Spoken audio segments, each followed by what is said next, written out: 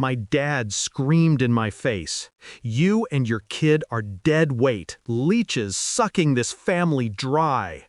His spit hit my cheek. My mom, leaning lazily against the doorway, smiled, while they were living in my house? I didn't flinch, didn't scream. I just said, calmly, with each word deliberate and cold, "You have 24 hours to leave." They thought they'd broken me. I let them believe that for a heartbeat. Then I watched them retreat, smirks fading, shadows of certainty cracking. I remember the first time I trusted him.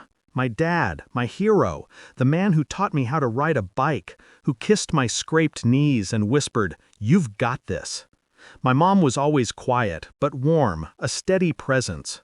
Back then, love had a pulse. It was simple. That pulse had long since died.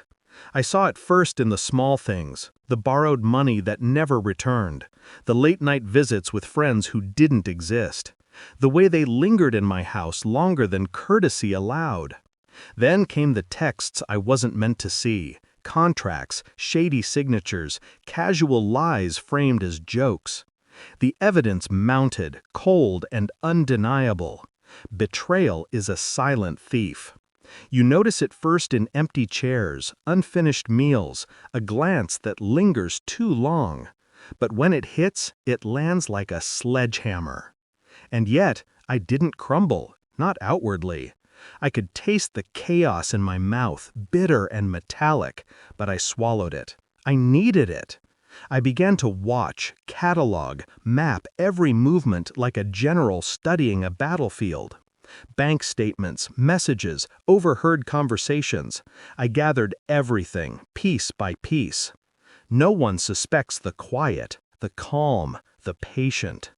I plotted, not in fits of rage, but in the precision of chess moves. They thought they were untouchable because they had lived in my house, eaten my food, taken my trust. But every misstep, every word, every foolish claim had been documented. Every lie had an address, a number, a paper trail. I started with the small things, a call here, a quietly sent email there. I exposed debts they'd hidden, liabilities they had assumed I'd overlook. Friends and family, people who once turned blind eyes, began to see cracks in their armor. Slowly, the walls closed in. I did not intervene publicly. Control was in the shadows, in the suggestion, in the undeniable proof laid bare. And then the day came. I summoned them, legally, socially, personally. It was time. My living room, once a place of warmth, became a courtroom of consequence. They arrived confident, smug. I let them speak first. My dad opened his mouth to yell, to belittle, but I stopped him. Calm, sharp. "The bank called this morning. They sent me everything. Your debts, your fraud, your lies." His smirk faltered. My mom's eyes narrowed. I held their gaze. Everything. And the lawyers? They're on standby. Any resistance, any delay, and you'll be answering questions you've spent a lifetime avoiding. Panic flitted across their faces, small, quick, human. I savored it. Then I laid it bare, the signed documents proving misuse of my accounts, the hidden contracts, the messages framing them as victims while they sucked my life dry. One by one, every shield they had melted.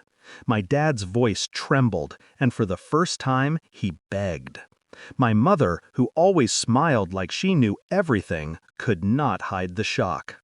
The calculated smiles had been replaced by uncertainty, fear, the emotions I had swallowed for months, now unleashed upon them.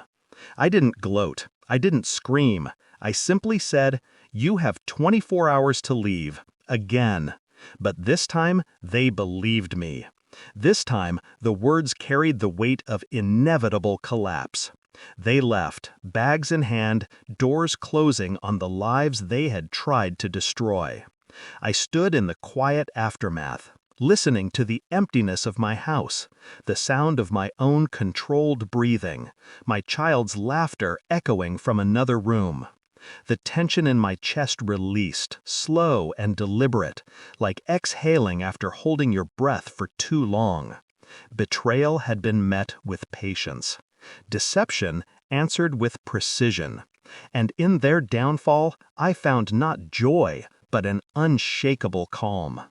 The lesson was not vengeance for the sake of rage. It was justice, meted out with intelligence, subtlety, and timing. I survived, thrived even. And they left with nothing but the hollow certainty that I had always been underestimated. And I watched the door close, whispered to myself, and smiled. The quiet is mine now, and it is perfect. If you want, I can also create a tighter 500-word ultra-punchy version that reads like a thriller screenplay, where every line lands with maximum suspense and cinematic tension. It would be even more on the edge and visceral. Do you want me to do that?